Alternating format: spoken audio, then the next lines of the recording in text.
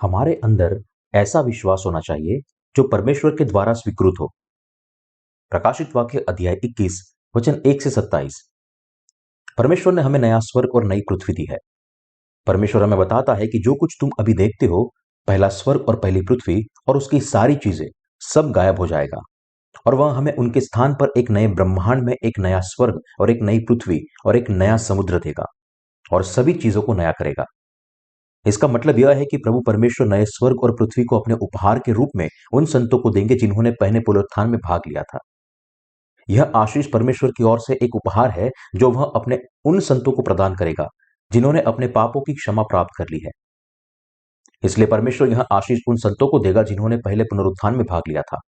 यह आशीर्वाद केवल उन संतों को दिया जाता है जिन्होंने यीशु मसीह के द्वारा दिए गए पानी और आत्मा के पवित्र सुसमाचार में विश्वास करके अपने पापों की क्षमा प्राप्त की है। इस प्रकार हमारा प्रभु संतों का दूल्हा बनेगा। अब से दुल्हनों को जो कुछ प्राप्त करना है वह यह है कि दुल्हन की सुरक्षा प्राप्त करे, मेमने की पत्नी के रूप में आशीर्वाद और सामर्थ प्राप्त करे और हमेशा के लिए उसके गौरवशाली राज्य में महिमा में जिए। यह भाग हमें यह भी बताता है कि पवित्र शहर नया यरूशलेम स्वर्ग से उतरा। यह कोई साधारण शहर नहीं था, क्योंकि यह कहता है कि यह शहर स्वर्ग से उतरकर अपने पति के लिए सजी एक दुल्हन के समान सुंदर था। परमेश्वर ने संतों के लिए एक पवित्र शहर तैयार किया है। यह शहर यरूशलेम का शहर परमेश्वर का मंदिर है। यह मंदिर केवल परमेश्वर के संतों के लिए तैयार किया गया है और यह यीशु मसीह में सभी संतों के लिए इस ब्रह्मांड के निर्माण से पहले योजना बनाई गई है। इसलिए संत अपने विश्वास के साथ प्रभु परमेश्वर को धन्यवाद देते हैं और अनुग्रह के इस उपहार के लिए उन्हें महिमा देते हैं। ये सभी चीजों की संतों की परमेश्वर की प्रजा बनाया गया है और वह उनका परमेश्वर बन गया है। परमेश्वर द्वारा दिया गया अनुग्रह और एक उपहार है जो संतों ने पानी और आत्मा के उद्धार के वचन में विश्वास करके उनके लिए प्राप्त किया है। इसलिए वे सभी जो प्रभु में प्रवेश करने और उनके साथ रहने के लिए धन्य है, वे हमेशा के लिए परमेश्वर का धन्यवाद और महिमा देंगे, क्योंकि पवित्र शास्त्र हमें बताता है कि परमेश्वर उनके आंसू पोंछ देगा और न तो मृत्यु होगी और ना ही रोना और ना ही अब और दुख सहना होगा और पहली बातें बीत जाती है। हालांकि इस दुनिया में अब दुख, रोना, दर्द, मृत्यु, विलाप और उदासी बहुत अधिक है, लेकिन नए स्वर्ग और पृथ्वी में ऐसी सभी चीजें समाप्त हो जाती है।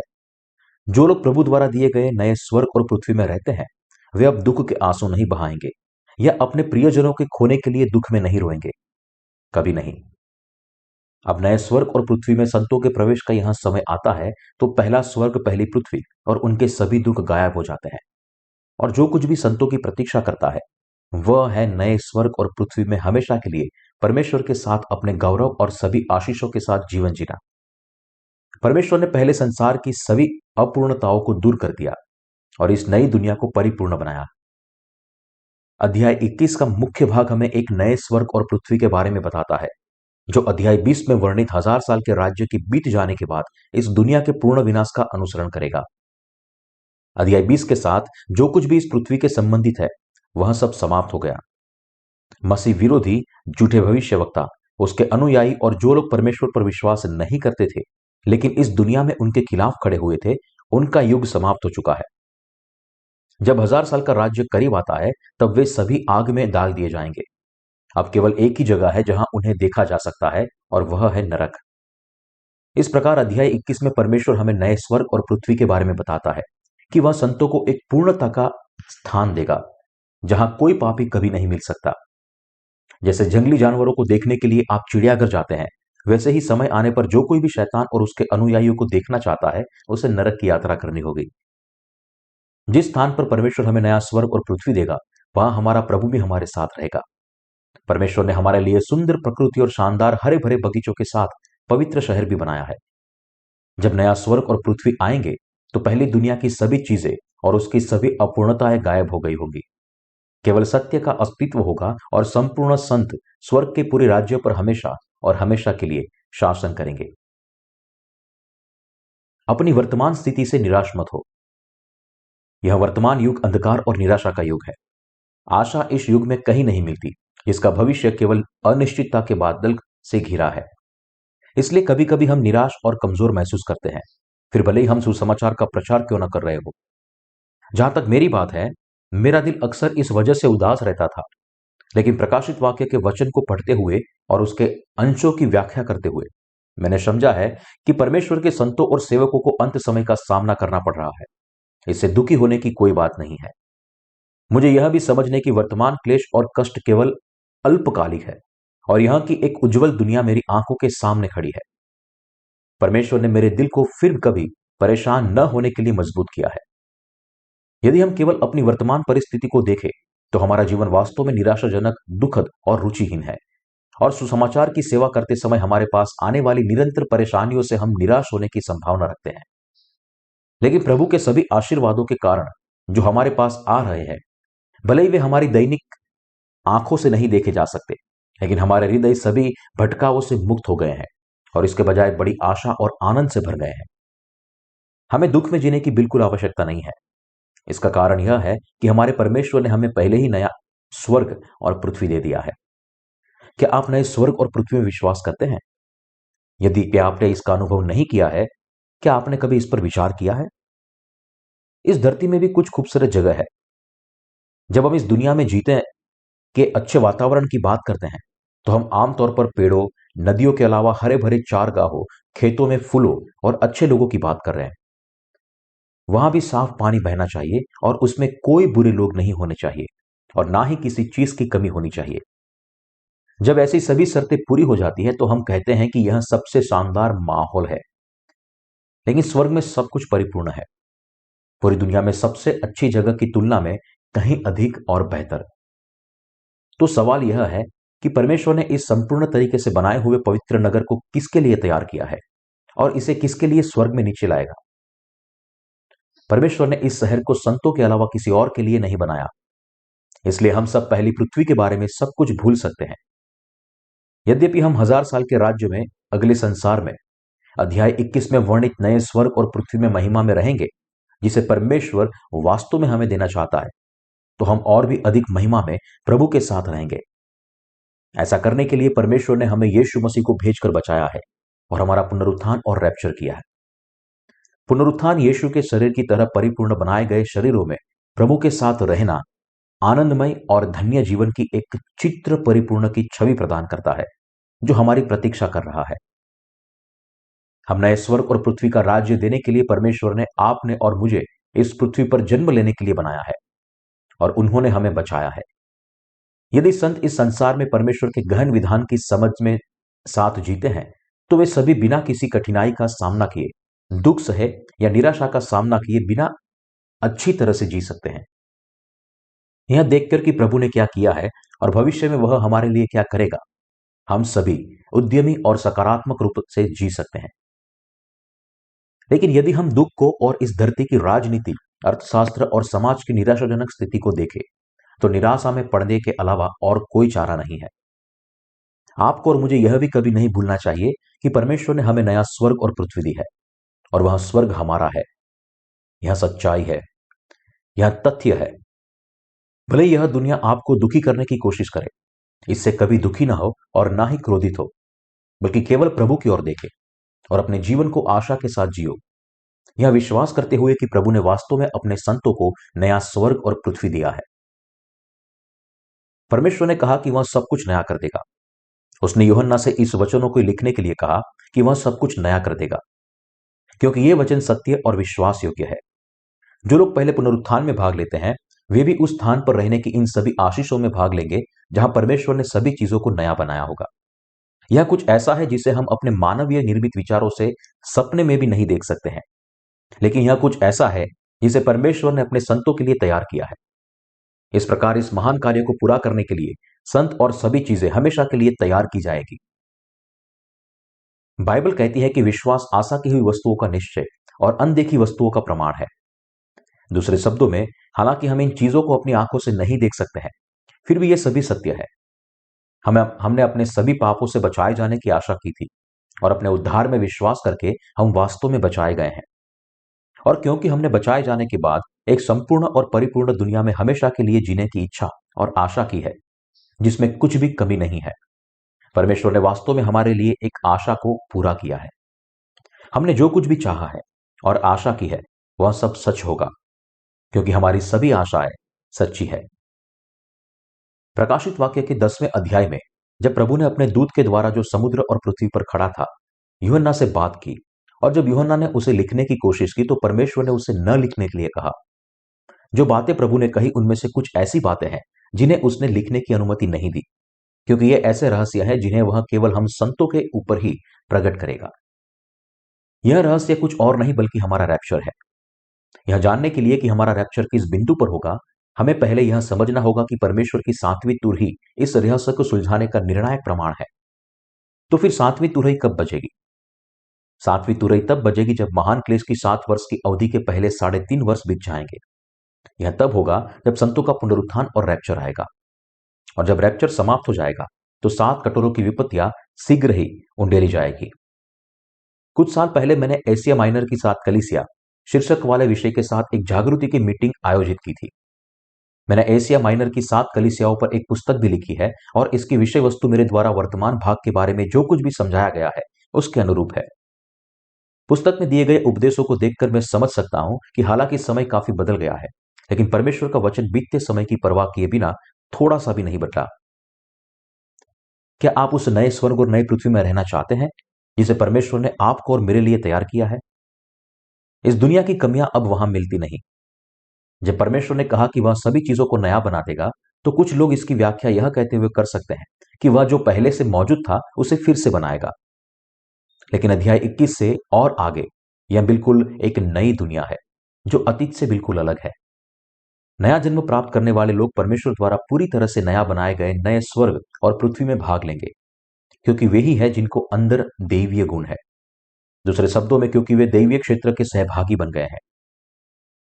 हमें अपने सभी विचारों को भौतिक अवधारणाओं पर आधारित करने के बजाय आत्मिक आयामों में सोचना चाहिए। मैं प्रार्थना करता हूं कि आप सभी उस तरह के संत और सेवक होंगे जो उस पर विश्वास करते हैं जो वास्तव में परमेश्वर ने हमारी आत्माओं को दिया है, और जो विश्वास में भरोसा करते हैं कि ये चीजें, हालांकि अभी तक पूरी नहीं हुई है, वास्तव में सच हो जाएगी। परमेश्वर ने हमें बहुत बड़ा आशीर्वाद दिया है। परमेश्वर ने कहा है कि वह प्यासे लोगों को जीवन के पानी के सोते में से सेंतमेंत पिलाएगा। यह वचन पानी और आत्मा के सुसमाचार का उल्लेख नहीं करता है। जब लोग यह विश्वास करते हैं कि परमेश्वर ने उन्हें इस पृथ्वी पर अपना सुसमाचार देकर और उनके पापों से बचाकर उनकी प्यास बुझाई है, तो यह भी जीवन का पानी पीने के समान है। लेकिन यहां का भाग केवल इनका उल्लेख नहीं करता है, बल्कि यह जीवन के वास्तविक पानी को संदर्भित करता है जो नए स्वर्ग और पृथ्वी में पाया जाता है, जहां जो कोई भी इस जीवन के पानी को पिएगा वह कभी नहीं मरेगा। उसका शरीर बदल जाएगा और वह प्रभु के समान बन जाएगा और वह हमेशा उसके साथ रहेगा। हमारे प्रभु परमेश्वर ने आरंभ से अंत तक इन सब बातों की योजना बनाई और पूरी की है। जो कुछ काम प्रभु ने किया है वह सब उसने अपने लिए और अपने पवित्र लोगों के लिए किया है। इस प्रकार संतों को अब स्वयं परमेश्वर ने मसीह के लोगों के रूप में बुलाया है और उनकी योजना के अनुसार परमेश्वर की सच्ची संतान बन गए हैं। जो लोग पानी और आत्मा के सुसमाचार में विश्वास करके संत बन गए हैं, वे अब परमेश्वर के इस महान प्रेम और उसके चमत्कारिक कार्यों में अपने विश्वास से समझ सकते हैं कि उनके लिए प्रभु को हमेशा के लिए धन्यवाद और स्तुति देने के लिए कुछ भी कमी नहीं है। जैसा कि प्रभु ने कहा, मैं प्यासे को जीवन के जल से सेंतमेंत पिलाऊंगा। उसने वास्तव में अपने संतों को जीवन के पानी का सोता दिया है और उन्हें अनंत जीवन का आनंद लेने की अनुमति दी है। यह सबसे बड़ा उपहार है जो परमेश्वर ने अपने संतों को दिया है। अब संतों को हमेशा के लिए नए स्वर्ग और पृथ्वी में रहना है और जीवन के पानी के सोते से पीना है, जिससे वे फिर कभी प्यासे नहीं रहेंगे। दूसरे शब्दों में, संत अब परमेश्वर की संतान बन गए हैं जिनके पास अनंत जीवन होगा, ठीक प्रभु की तरह, और वे महिमा में जिएंगे। हमें यह महान आशीष देने के लिए एक बार फिर प्रभु परमेश्वर को धन्यवाद और महिमा दे रहा हूं। सच्चे सुसमाचार में हमारा विश्वास हमें जगत को जीतने में सक्षम बनाता है। प्रेरित यूहन्ना अब अपने वर्तमान समय में लौटता है। वचन 7 कहता है, जो जय पाए वही इन वस्तुओं का वारिस होगा और मैं उसका परमेश्वर होऊंगा और वह मेरा पुत्र होगा। जो जय पाए यहां उन लोगों को संदर्भित करता है जो प्रभु द्वारा दिए गए अपने विश्वास की रक्षा करते हैं। यह विश्वास सभी संतों को सभी परेशानियों और प्रलोभनों को दूर करने की अनुमति देता है। प्रभु परमेश्वर में हमारा विश्वास और परमेश्वर द्वारा दिए गए पानी और आत्मा के सुसमाचार के सच्चे प्रेम पर हमारा विश्वास हमें दुनिया के सभी पापों पर, परमेश्वर के न्याय पर, हमारे शत्रुओं पर, हमारी अपनी कमजोरियों पर और मसीह विरोधी के उत्पीड़न पर जय प्रदान करता है। हमें सारी चीजों पर जय देने के लिए मैं अपने प्रभु परमेश्वर को धन्यवाद और महिमा देता हूं। जो संत प्रभु परमेश्वर में विश्वास करते हैं वे अपने विश्वास के साथ मसीह विरोधी पर जय पा सकते हैं, क्योंकि उनमें से प्रत्येक को हमारे प्रभु ने यह विश्वास दिया है कि जिसके द्वारा वे अपने सभी दुश्मनों के खिलाफ लड़ाई में विजय प्राप्त कर सकते हैं। परमेश्वर ने अब संतों को अनुमति दी है जिन्होंने इस तरह दुनिया और मसीह विरोधी को अपने विश्वास से जीत लिया है, ताकि वे अपने नए स्वर्ग और पृथ्वी को प्राप्त कर सके। हमें यह दृढ़ विश्वास देने के लिए मैं अपने परमेश्वर का धन्यवाद और स्तुति करता हूं। परमेश्वर ने कहा कि जो जय प्राप्त करेंगे उन्हें वह अपना नया स्वर्ग और पृथ्वी उनकी विरासत के रूप में देंगे, जहां न आंसू है, न दुख है, न चिंताएं हैं। केवल वे जो जय पाते हैं वे ही इसे प्राप्त करने के पात्र होंगे। इस विजय का विश्वास पानी और आत्मा के सुसमाचार में विश्वास है जो प्रभु ने हमें दिया है। यह वह विश्वास है जिसके द्वारा हम संसार, अपने पापों, अपनी कमजोरियों और मसीह विरोधी पर जय प्राप्त कर सकते हैं। हमारे उस विश्वास के प्रतिफल के रूप में जो मसीह विरोधी पर जय प्राप्त करता है, हम शीघ्र ही परमेश्वर से नया स्वर्ग और नई पृथ्वी प्राप्त करेंगे, क्योंकि हम अपने विश्वास के लिए इन सभी आशीर्वादों को प्राप्त करेंगे जब मसीह विरोधी हमारे खिलाफ खड़ा होता है और हमारे विश्वास को छीनने की कोशिश करता है। तो हम अपने सभी शत्रुओं की सभी योजनाओं पर विश्वास के द्वारा जय प्राप्त कर सकते हैं।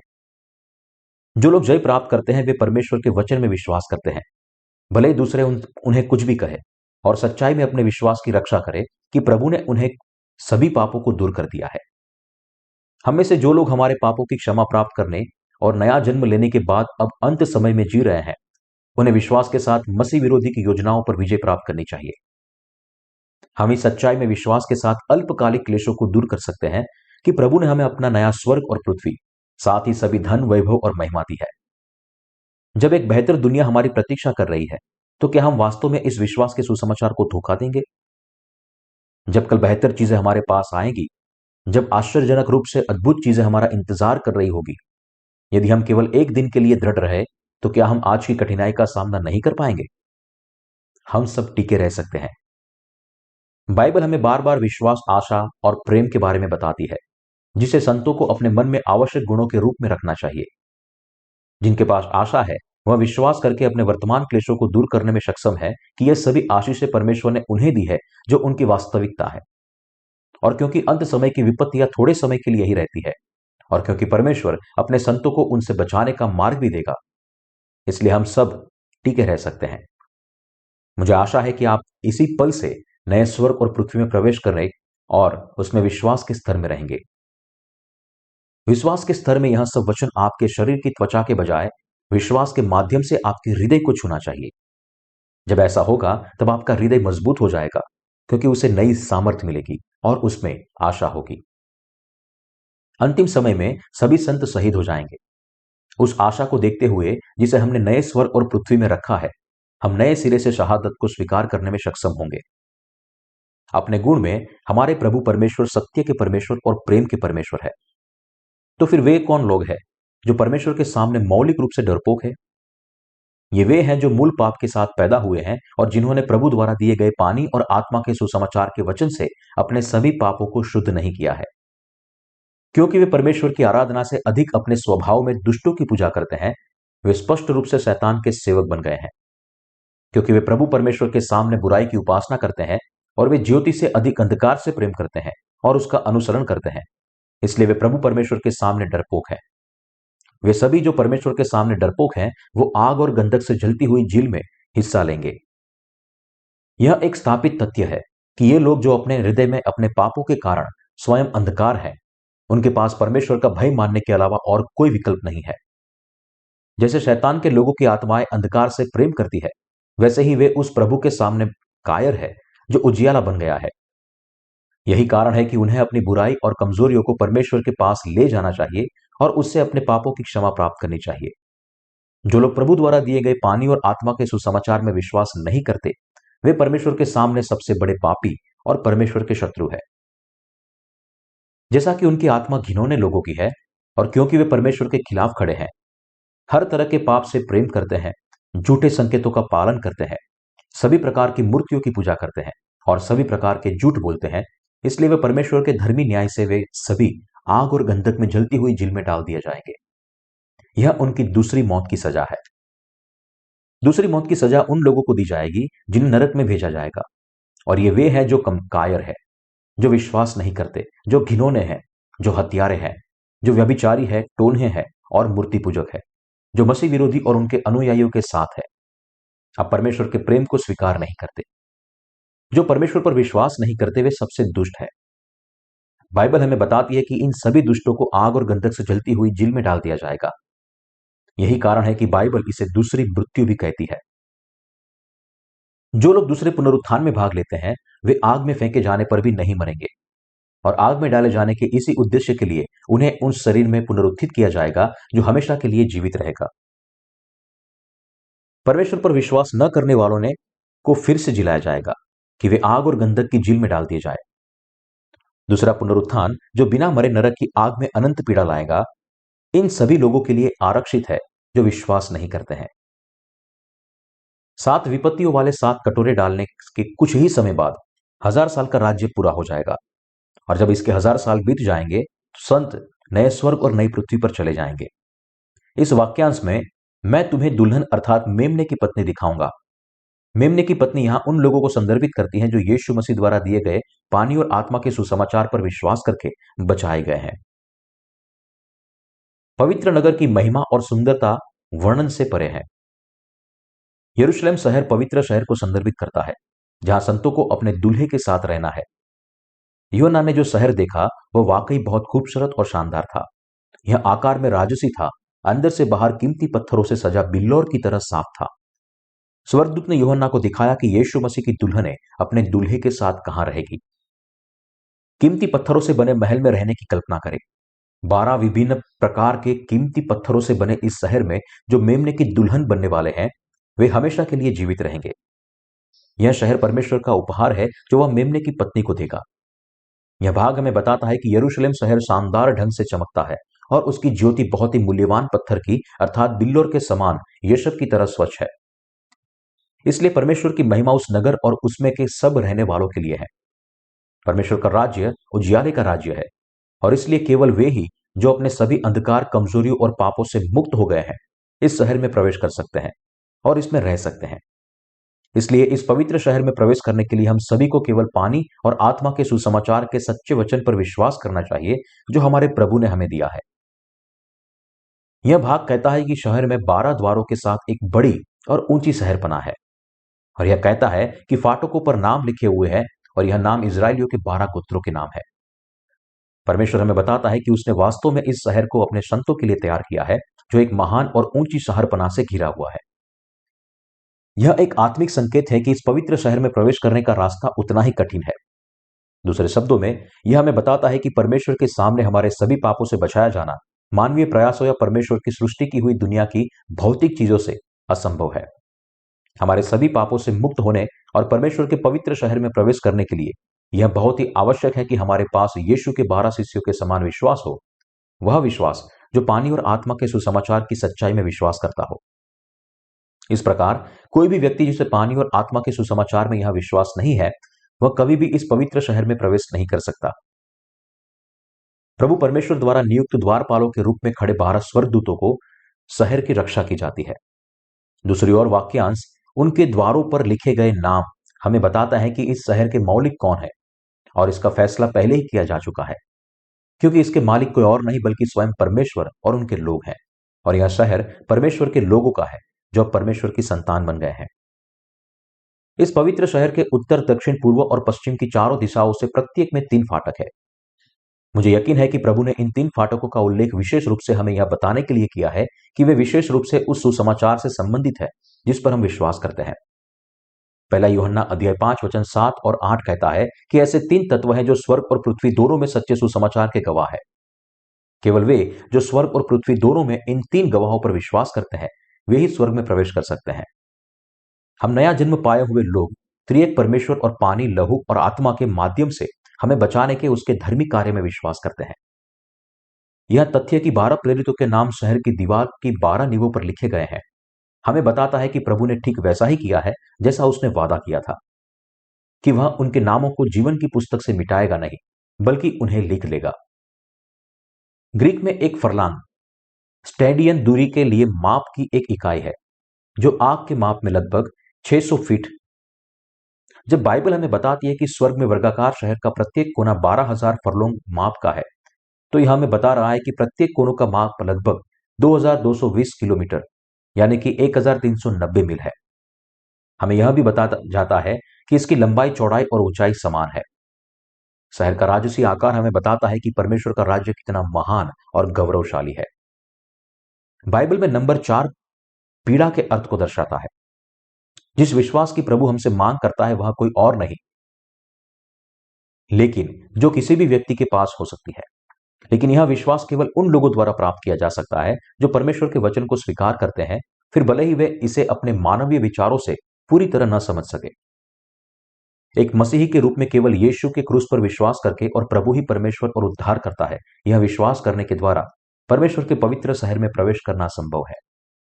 जैसा कि हमारे प्रभु ने स्वयं कहा था, कोई भी परमेश्वर के राज्य में तब तक प्रवेश नहीं कर सकता जब तक कि वह पानी और आत्मा से नया जन्म न ले। लोगों का नया जन्म तभी हो सकता है जब वे विश्वास करें कि जब यीशु को यूहन्ना से बपतिस्मा दिया गया था, तब दुनिया के सभी पाप यीशु पर पारित किए गए थे और उन्होंने अपना लहू बहाकर और उनके स्थान पर क्रूस पर मरकर उनके पापों का प्रायश्चित किया। यह भाग नगर ऐसे शुद्ध सोने का था जो यश स्वच्छ कांच के समान है। हमें बताता है कि केवल वे लोग जिनका विश्वास सोने की तरह है, यानी केवल वे ही जो वास्तव में परमेश्वर में विश्वास करते हैं, इसमें प्रवेश कर सकते हैं।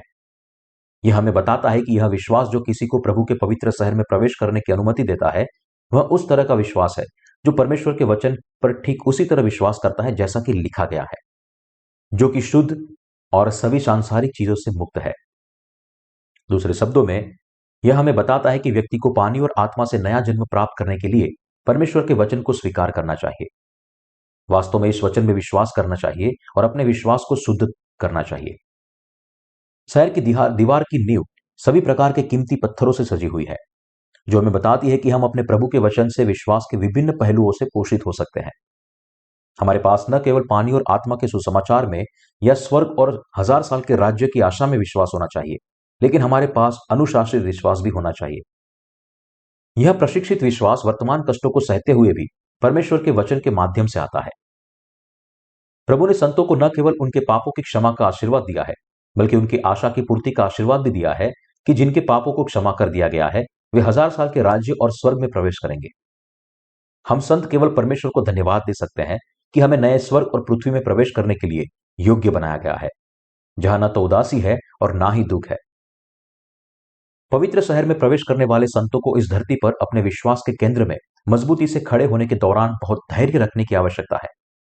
दूसरे शब्दों में, जो लोग प्रभु परमेश्वर द्वारा बोले गए सत्य के वचन में विश्वास करते हैं, उन्हें अपने विश्वास की रक्षा के लिए अत्यधिक दृढ़ता की आवश्यकता है। जब अंत का समय आएगा, तब मसीह विरोधी विश्वास के विरोधी का युग आएगा। यह मसीह विरोधी शैतान के सेवक के रूप में विश्वास के कई लोगों के लिए बहुत अधिक उत्पीड़न लाएगा, उन्हें उनके विश्वास के साथ विश्वासघात करने की कोशिश करेगा। यदि लोग मसीह विरोधी के पक्ष में खड़े होते हैं और अपने विश्वास को त्याग देते हैं, तो न केवल 1000 साल के राज्य को और स्वर्ग उनकी पहुंच से बाहर हो जाएगा, बल्कि उन्हें शैतान के साथ नरक में भी डाल दिया जाएगा। इसलिए अंत समय की परीक्षाओं, सताओं और विपत्तियों के बीच हम सभी को उस दृढ़ता की आवश्यकता है जो हमें अपने विश्वास की दृढ़ता से रक्षा करने की अनुमति दे, क्योंकि यह अटल दृढ़ता ही नए स्वर्ग और नई पृथ्वी को हमारा बना देगी।